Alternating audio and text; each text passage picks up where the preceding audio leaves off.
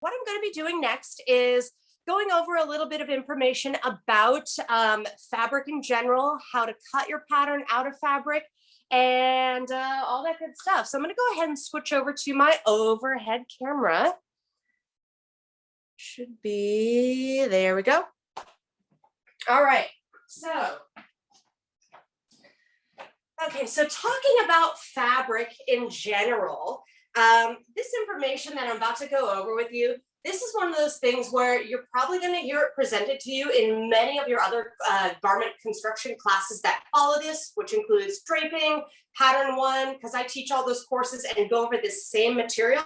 But it's the kind of thing that I feel like maybe sometimes it takes a few tries to like really kind of grasp all this. And it's the kind of information I feel like you can't ever, hear too many times. So that main topic is the grain of fabric. So this word grain, when you hear the term fabric grain basically means an overall direction of the fabric. So as we look at a woven fabric, like this piece of muslin here, it has different specified directions on it. And we kind of define these directions or grains based on how the fabric behaves, because it actually does behave and move differently across the different directions. So as I look over here to this far edge of the piece here, this is the finished edge of the fabric that we call the selvage. I think we've already talked about what the selvage is when you cut out your first marker, but every woven fabric, knits as well, but it's a little bit different, has a selvage on the two outer edges. It's the finished edge as the fabric is woven in one direction. So usually when the fabric comes off of the roll, it's usually rolled up like this, and you'll have a selvage on the far left side and on the far right side. And then the fabric will continue for as long as the roll or piece is. So the reason we always kind of need to know where our selvage is because the selvage kind of serves as like our North Star or our compass for figuring out the other grains and what direction they sit in. So I have them kind of drawn with arrows and labeled here on the fabric. This direction right here, which is basically the whole direction that is parallel to the selvage, we call the lengthwise grain, okay? So when we say the grain, it doesn't just mean this one spot, it means the overall direction that runs all parallel to the selvage, okay? So this whole direction is our lengthwise grain. Then if we go 90 degrees to the selvage in this direction across the width of the fabric, we call that the crosswise grain. Then any sort of diagonal direction to the selvage is called the bias, but there's a very specific special spot on the bias that we call the true bias. And the true bias is the angle of the fabric that sits exactly at a 45-degree angle to the selvage.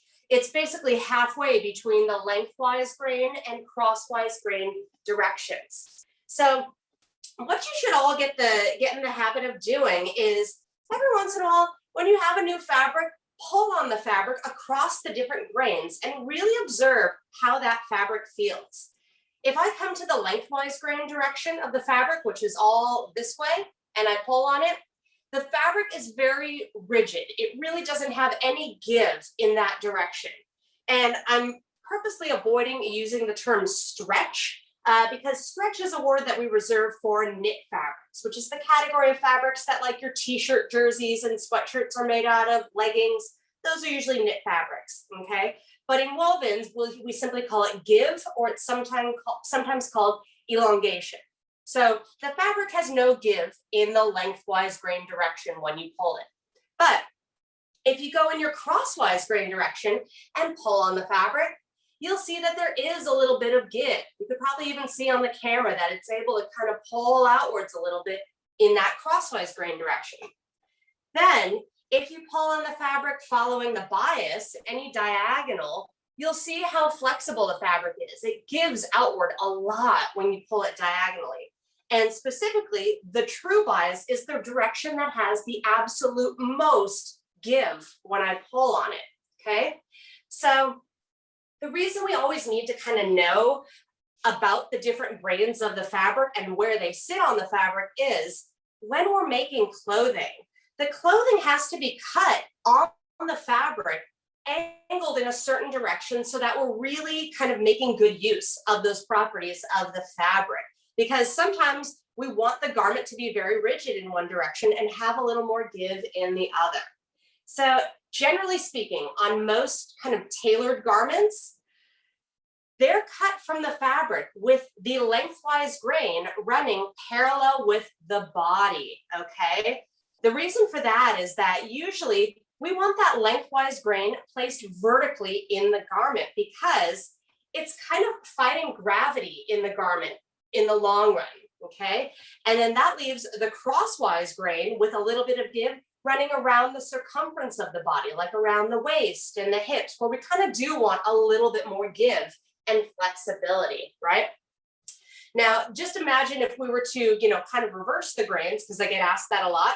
If you were to make a garment with the crosswise grain that has that give running vertically with the body, like let's say it's a skirt, over time, the hemline on the skirt would sort of kind of sag. It would get misshapen and kind of pulled and stretched vertically out of place. So that's why usually we want that strong lengthwise grain direction running vertically in the garment, parallel with the body. Now, there are sometimes exceptions to that. Maybe some of you have heard of a garment called a bias cut dress. So when we have a very fluid, drapey fabric, like a silk charmeuse or something, a lot of the time, garments that have all those, gorgeous folds and drapes, they are actually made with the true bias direction of the fabric running parallel with the body, because that's what allows it to be more fluid across the body and hang and sort of contour around the body. So there are times in which the bias is purposely used for its flexibility. But for the most part, what you're usually concerned about as you get into your pattern making courses and you're creating your own patterns is you're creating pattern pieces so that that lengthwise grain is running parallel with the body. So just to further illustrate that, this is just a basic pattern for a princess line bodice, which is created in the pattern 1 class. So these are the 4 pattern pieces that make up the bodice, okay? On each pattern piece, see this long double-ended arrow that I have drawn on each one? We call that actual line the grain line. And every pattern piece has to be marked with a grain line. And in your pattern courses, that's where you'll learn exactly how to figure out what angle your grain line needs to sit on your pattern piece so that it ends up in the correct direction on the fabric when the garment is cut. Because basically, even though I have all of these arrows over here showing all these different grains, when you have a pattern with a grain line on it, it is always referencing the lengthwise grain direction of your fabric. So what it means is that as this pattern is cut on a piece of fabric, all the pattern pieces need to be placed so that the grain lines are running parallel with the lengthwise grain of the fabric. That way, see, as we look at right here, this is the kind of center front panel of the princess bodice. Imagine this is the center front line, and this is kind of half the body. Here's the neck, shoulder, waist. Our grain line is placed so that the lengthwise grain ends up running straight up and down in the garment. And that gives us a nice, stable garment running vertically, okay? Now, if this were to be cut, let's say it was kind of in this direction on the fabric. See how my grain line is not really vertical with the lengthwise grain? Then it's sitting kind of on the bias, and you're going to have a lot of kind of stretching and pulling along that front edge of the garment. And if anything, it'll even kind of look ripply along the seams. So this is all just to kind of talk about the importance of the direction in which pattern pieces need to sit on the fabric. It's all about having the grain line on each piece be placed in the lengthwise grain direction of the fabric, all right? Now, for your shirt assignment, what we've done is given you a marker with all the pattern pieces printed out on it. And the reason we give you that marker is not just to give you copies of all the pattern pieces, but when a marker is created, it is not only done in an effort to kind of squish the pieces in as close together as possible to save fabric, but all the pattern pieces are laid out on the marker with their grain lines placed totally parallel to one another. That way, when you lay the marker on your fabric in the correct direction, all the grain lines are following the lengthwise grain direction of the fabric, okay? So let's go ahead and look over at our shirt marker and really kind of see what that looks like. And now hopefully you'll have a better understanding of how that marker is set up the way it is, or why it's set up the way it is.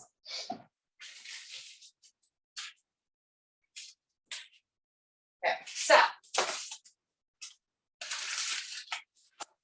here is the entire shirt marker. Let me see if I can just kind of zoom out a little bit more. It's really big, so of course I won't be able to get the whole thing on camera.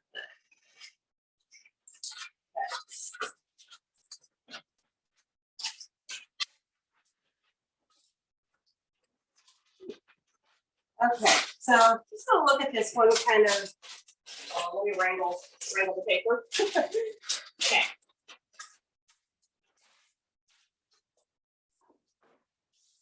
All right, so as we look at the marker, and now you've just kind of learned about the grain direction of the fabric as well as grain lines, you'll see that each pattern piece on your marker is printed with a grain line. It looks a little different than the ones that I showed you on my actual paper pattern that I drew, but this line right here, this is the same as that double-ended arrow that was drawn on my pattern pieces. So this is the grain line and how it's printed on a digital pattern. As you look at all the pieces, you'll see that each one has a grain line. And if you look at them, all the grain lines are perfectly parallel with one another, which means that they are also parallel with the overall lengthwise grain of the fabric when you place your marker on the fabric in that correct direction as well, okay? So your marker is given to you with every piece placed in this layout specifically because it's putting all the pieces correctly on grain, as we say, right? So with that said, now we can go ahead and just kind of talk about how to cut out the marker, but I wanted to make sure that you all had kind of your first introduction to what this marker really means, rather than it just being a copy of the pattern pieces, okay? So to cut your marker, or to cut your fabric using your marker, the process is going to be really similar to cutting out your sewing notebook, but with a couple exceptions, okay? So generally speaking, you are first going to start out by laying down a layer of plain pattern paper. That's the dot paper, as we call it, with the little numerical dots on it. So you'll lay out a base layer of that because it helps kind of stabilize your cutting. Then you will spread a single layer of your fabric on top of that layer of paper. This is just like you did with your muslin in the sewing notebook. But in the sewing notebook, we had you use 2 layers of fabric. For this, you only have to do 1. You don't need to create a duplicate of your shirt. So just lay 1 layer of your fabric. And then on the top, you're going to place your marker. So you have a sandwich of paper, fabric, and then the marker paper on the very top.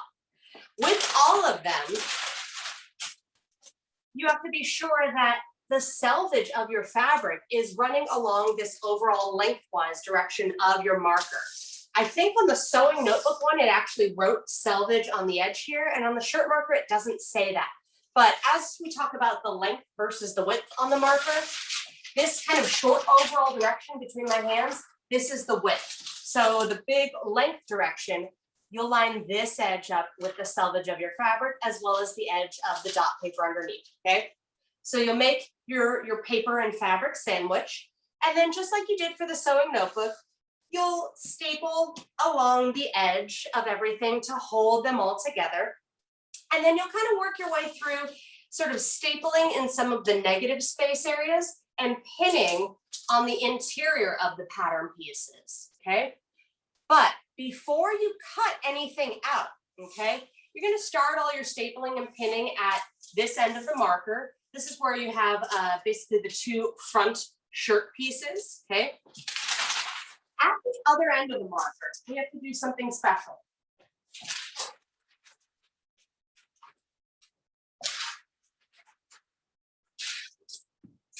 Okay, so I'm going all the way down now to sort of the bottom end of the marker. See, I'm all the way at this lower end where it has all this information printed out here. There's a corner right here. Let me now come in a little closer, that we need to treat a little bit differently, okay? So as we look at this corner of the marker, you'll see that there's a few pieces in here. There's this one that says collar interfacing, front interfacing, and these two cuff pieces. And as it may be hard to make out on camera, but you'll see that they are actually kind of bound by a rectangular line. And it says up here, cut block along this line, cut block along this line. So it's on 4 sides, this area that says cut block along this line. There's a rectangular area. So you're going to be doing all your stapling and pinning of all the pieces. But when you get to this area, okay, don't do any stapling or pinning of the pieces yet. You're going to have everything all layered, your paper and fabric sandwich, and then you're going to take your fabric scissors and just where it says cut block along this line, you're going to cut that rectangle out to separate it from the rest of the marker. And when you're doing that, you're cutting through the fabric underneath as well as the layer of paper, okay? And this area, we call this a block fuse portion of the marker. And I'll explain why that is in a moment, but you're just going to cut that out separate. So you'll have a little mini marker, a little miniature staff. And what that will look like after you cut it out is, it's going to look kind of like this. So this, I traced the copies, I traced copies of the pieces just to use for demonstration purposes, but they'll still be your printed marker layout. And it's going to have these 1, 2, 3, 4, 5 pieces on it, right? So when you remove it from the rest, it's going to look just like this. You have your marker on top, you have your fabric in the middle, and you have that layer of dot paper underneath, okay? The reason we separated this and why it's called a block fuse area is these particular pattern pieces here, which are the cuffs, the front facing, and one of the collar pieces, all of these pattern pieces need to have fusible interfacing added to them. So fusible interfacing is this kind of white dryer sheet-like fabric that you should have gotten with your supplies. Interfacing as a whole is a name for a group of fabrics that's used to add stiffness and structure to certain parts of the garment. So on a tailored shirt, for example, think about things that always feel a little bit stiffer than the rest. So that's the cuffs and the collar, as well as this is the front facing, which is where your buttons and buttonholes sit. We need an additional layer of fabric to help stiffen those areas, okay? So what you're going to do after you have this portion of the marker cut out is you're going to take your fusible interfacing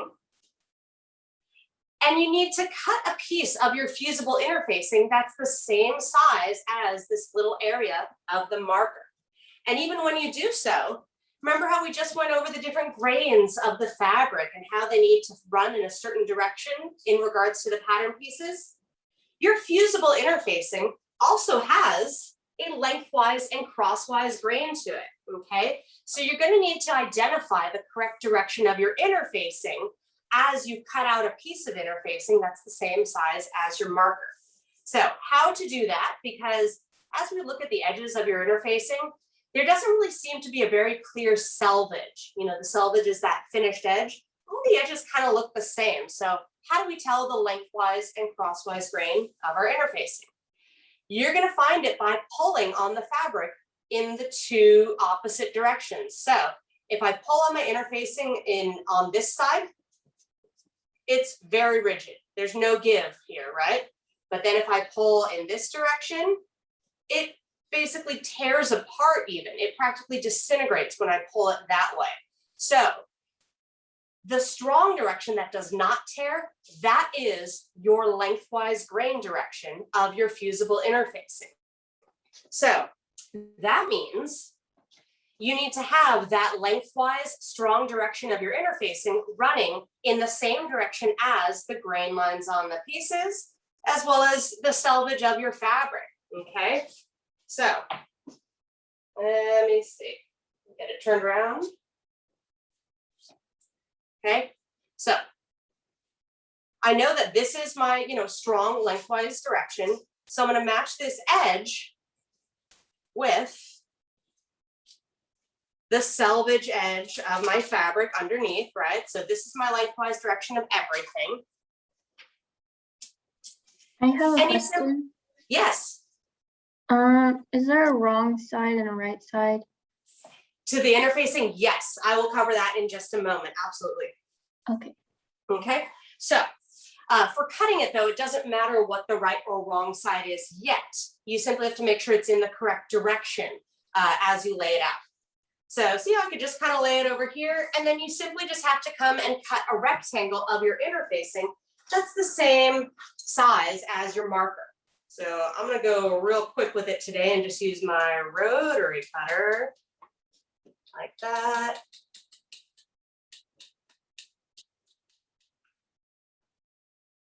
Okay, so now when I pull this away, there we go. Okay, so I now have a piece of fusible interfacing that's the same size as the little block fuse portion of the marker, okay? Now, also, before I tell you what to do with the interfacing, here's a note for those of you who got a contrast fabric, okay?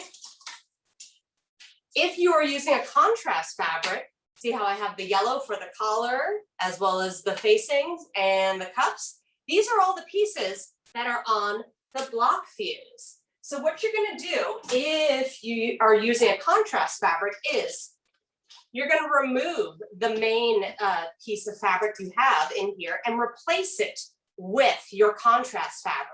You just have to be sure that you find the selvage of your contrast fabric and have it running in that same lengthwise direction as you cut a rectangle that's this size and swap it out, okay?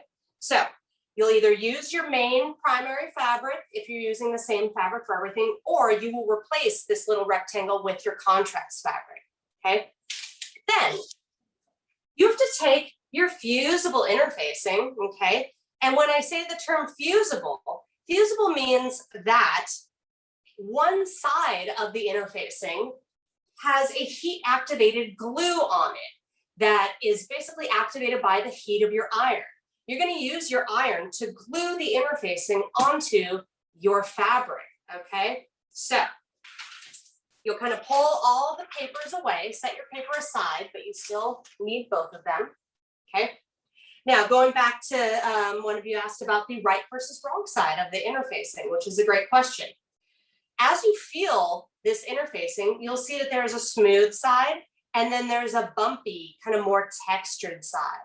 The bumpy textured side is what we call the wrong side of the interfacing, and that is also the side with the glue on it.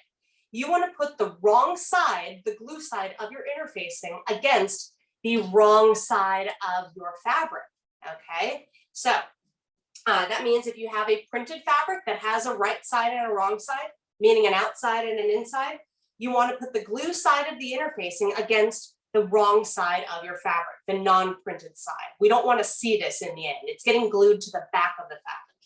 So depending on what orientation your fabric is in, that may mean you having to put the interfacing underneath the fabric, or if your fabric is the same on both sides, you'll be able to work out which side you need to attach it to. But basically, you'll match up the rectangles of your fabric and your interfacing, being sure that you have the bumpy side against the wrong side of your fabric.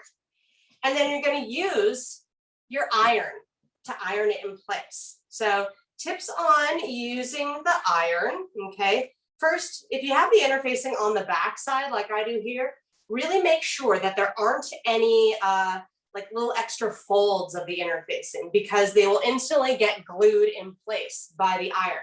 So make sure everything is nice and smooth. And then you're going to come along with your iron, which you should be able to do this on a nice high heat. I'm not pulling my iron out for this, but imagine that my hand is the iron, okay? Bear with me there. You don't want to start and just instantly go whoosh, whoosh, back and forth. because what's going to happen is you may shove the fabric and the interfacing out of place and you'll get weird folds and bumps and bubbles. So the best way to iron it is to just kind of hold your iron in place for just a few seconds, you know, like 2 or 3 seconds, and then lift. Hold, lift. If you do this, it'll help the glue to kind of just start to set. And then once it's already like semi-glued in place, then you can go back and run your iron back and forth over the whole thing. And basically you want to iron this until the interfacing and the fabric are glued together and they feel like one layer of thicker, stiffer fabric, okay? Then you're gonna take your fused fabric and you're gonna place it back in your marker sandwich, okay? This is like if you ordered a sandwich and they forgot to put the lettuce on, and you have to open up your sandwich, get some lettuce, stick it in there, and close it again. So we're adding lettuce to our sandwich, right? So once it's fused on, you're gonna recreate the sandwich again with your plain paper on the bottom, your fused fabric in the middle, and your marker on top, okay? And then you'll come in and use the same stapling and pinning process that you used on the rest of the marker to attach everything together. And then you are going to cut out all of your pieces. You will cut these out from your block fuse section.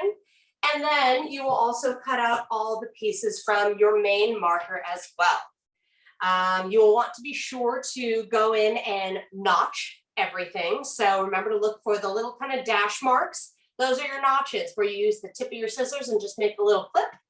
And there are also drill holes to mark. Remember, the drill holes are where we took the awl and you push them through to make that tiny temporary hole in the fabric. There are drill holes on the piece of the pattern for the front shirt, because drill holes are used to mark the pocket placement, okay?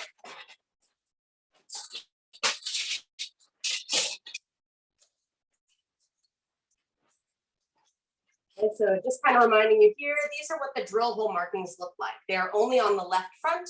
It's those little kind of plus signs in a circle.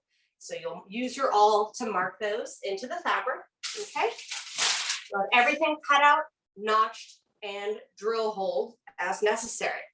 Now, there is an exception to everything I just told you here, because I'm not sure why they did this, but there's a couple pieces that are duplicated on the main marker that you don't have to cut out. And those are specifically all the pieces from your block fuse area, okay? So I'm not sure why they did this, but these pattern pieces that are on the block fuse, which are the 2 cuffs, the front facings, and the top collar, these are all doubled on the main marker. So what that means is you have to look on your main marker section, and these 5 pieces that are in the block fuse, you don't have to cut them out on here. They aren't supposed to be duplicated. So I'm going to show you really quick exactly where they are. Right here at the top of the marker where the big shirt fronts are. These 2 pieces right here are the front facings. Do not cut these on here because you already have them on the block fuse portion. Also, this one called the upper collar, you do not have to cut. Although, take note that there are 2 collar pieces on the main marker. One is called the upper collar and the other is called the under collar, and they are slightly different shapes. So the upper collar is the one you do not want to cut on here because it's on the block fuse. When you see the under collar on the main marker, do cut it. And then lastly, way down at the bottom end, right next to, this is the block fuse area again, just bordering right on there are 2 cuffs again. You don't need to have your 2 block fuse cuffs and the 2 not fused ones, so do not cut these, just cut the ones that are on the block fuse, okay? It's literally these 5 exact pieces. Don't cut them when you see them on the main marker. You don't need doubles, all right? Okay, so that's the main gist of how you need to cut out your shirt marker. So for this assignment, you are going to want to have this completed by the start of class next week, but I'm not requiring you to submit anything. You'll simply want to have the cutting done and completed just so that you're all ready to sew at the start of class next week, okay? Now that we've gone over that, just real quick, want to throw in additional information because I know that Andre had asked about making a pocket be contrast. And as you could see, as we talked about our process of replacing the block fuse area with contrast, the pocket is not one of the pieces that is part of the block fuse or contrast area. It's on the main marker. So what I would suggest you do is you can still cut out all your pieces from the main marker, but then for anyone who wants to do their pocket as a different fabric, you can just cut out the pattern piece in paper only on the marker, okay? So that you will have just a solo pocket pattern piece, okay? Then, let me see if I can, I may even have a pocket pattern piece hanging around in here. Let's see. 1 second, I'm grabbing there it is. Okay, so here's a pocket, okay? Imagine that this is the pattern piece that you just cut from the marker. So you'll see this is my grain line on it, and the pocket pattern from the marker also has that grain line indicator. So the main thing, if you want to cut this separate from the marker on a different fabric, is you just have to be sure that the grain line on the pattern piece is in the lengthwise grain direction of your fabric, okay? And it has to be perfectly parallel to it. So let me show you that. Okay, so here's some muslin rolled out. For your contrast fabric, the main thing you need to do is locate the selvage of your fabric, okay? Because the selvage also indicates the lengthwise grain direction. That's the direction that the grain line on your pocket piece needs to be placed in. So to make sure that it is perfectly on grain, as we say, we can't just kind of roughly place this on and eyeball it and say, okay, there it is. My piece is, yeah, it's in the same direction. We have to actually do a little bit of measuring just to be sure that it is perfect, okay? So here's the trick. Okay, you're gonna use your ruler as well as pins, and you'll want to have, my favorite tip for this is using a Post-it note, just a little sticky note, okay? So take your pattern piece, in this case it's a pocket, but this is the method you would use if you are, cutting any other garment in the future, not using a marker, if you just have loose pattern pieces. Start by kind of eyeballing it to have your grain line parallel with the selvage. And then you're going to take a pin and start by just pinning at one end of the grain line, okay? That pin's bent, okay? So pin the pattern at one end of the grain line. Then you're going to use your ruler, place one end of it on the grain line near the end that you pinned at. And what you're doing is measuring the distance from your grain line to the selvage edge of the fabric. And you can either memorize that measurement if you like, or this is where the Post-its come in handy. Just take a little Post-it note and stick it on the ruler to mark that measurement, okay? So I'm having the edge of the Post-it note marking where the selvage is underneath, okay? See that? Because now you're gonna take your ruler and move it down to the opposite end of the grain line. And your goal is to adjust your pattern piece until this measurement is the same as it was at the top. So you can even kind of start by holding your ruler with this with the Post-it note matched to the selvage, and then come over here. And it's a little hard to see because I have my rabbit punch in the middle, but the grain line is a little bit off from the end of the ruler. So I'm just going to take it and gently pivot it over until that measurement is the same, and then pin it at this end. Okay, now we say that the piece is perfectly on grain. We know that this grain line is perfectly parallel to the selvage, and what that means also is that it is perfectly parallel to the actual yarns that run in the lengthwise grain direction of the fabric. And when you do this, be sure that you do pin the end that you measure from, because otherwise, if you come up here and take your measurement and then you go down to the bottom and you try to adjust this, you end up just kind of maybe changing what the first measurement was and it plays seesaw. So you want to lock that end down and then only adjust the lower end to make the measurement match. Okay. So again, that's just a quick little demonstration. If anyone wanted to do their pocket out of a different fabric than the main one that you're using on the rest of your marker. And it's also just a general tutorial on how to cut a loose pattern piece that is not a part of the marker.